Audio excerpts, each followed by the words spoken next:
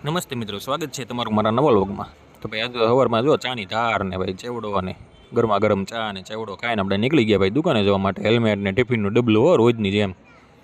આજ તો helmet છેડારે matching થઈ ગયું હતું. પછી ધીમે ધીમે ગયા ભાઈ દુકાને જવા માટે.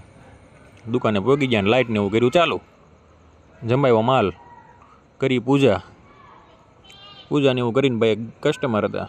કસ્ટમર અરે ભાઈ દોઢ કલાક નીકળી ગઈ. પછી ફ્રી થઈને ભાઈ બે ગયા. હવે જમવાનો ટાઈમ થઈ ગયો હતો. જો બટેકાનું શાક ને ચેવડો ને સલાડ ને દ્રાક્ષ ને ટમેટા ને છાશ ને રોટલી ને જામી ગયો આજ તો હું પણ. પછી ચણા વટાણા ખાધા.